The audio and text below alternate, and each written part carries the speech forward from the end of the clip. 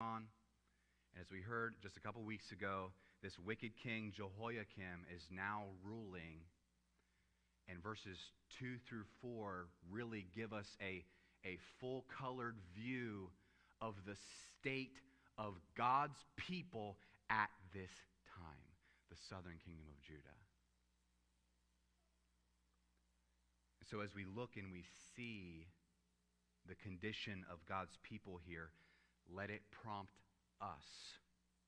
Let it prompt us who are the people of God now. Let it prompt us to take a look at our heart today.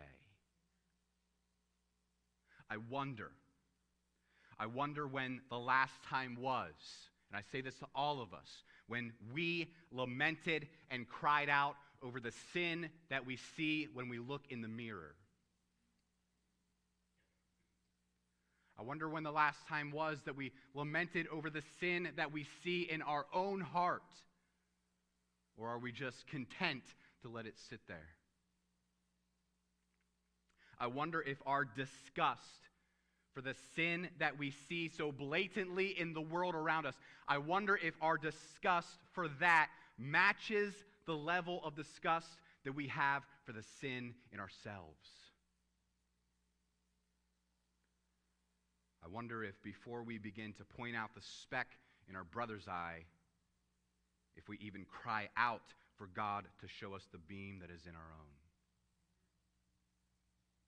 I'm reminded as we're just beginning to go through the Sermon on the Mount with the teenagers on Sunday nights, that Jesus gives a blessing to those who in humility and understanding their spiritual poverty, they mourn over their sin.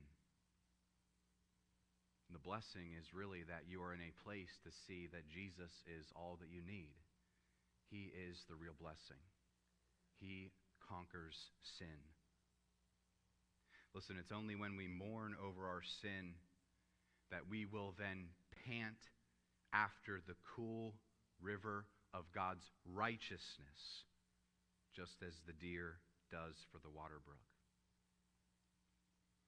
Let us not be so quick to judge the nation of Judah here without first casting judgment toward ourselves today and the sin in our own heart.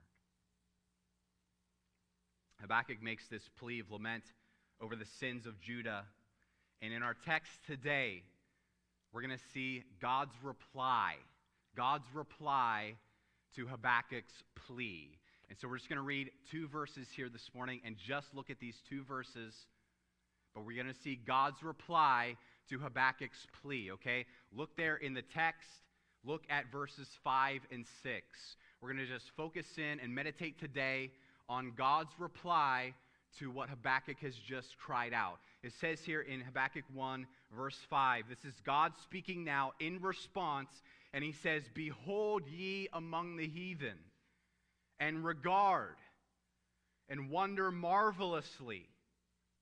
For I will work a work in your days, which ye will not believe, though it be told you.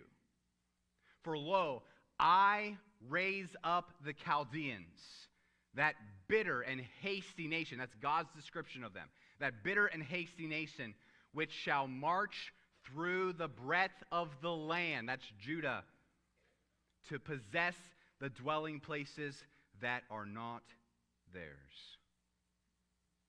Verses 7 through 11 then gives God's description of the armies of the Chaldeans, and we'll look at that a little bit more next week. But today we're just going to focus in here on God's reply, these 2 verses here. And so just to give us a little bit of explanation for what God is saying here, God answers Habakkuk. He starts out there in verse 5, he says, "Behold." That was a word to grab attention. Hey, listen up. Hey, look and see. And God was saying that not only to Habakkuk, but also to the entire nation of Judah. He was saying, hey, listen up. Look at what I am going to do. He says this, he tries to grab their attention here. He says, I am going to work a work. I'm going to do a thing. I am going to bring something to pass that you would not even believe, even if someone came and told you flat out. but you need to listen because I'm the one telling you now. And he says this, I am raising up the Chaldeans. Do you know who the Chaldeans were? I think we may have mentioned this previously, but these were the Babylonians. That's what he's talking about here.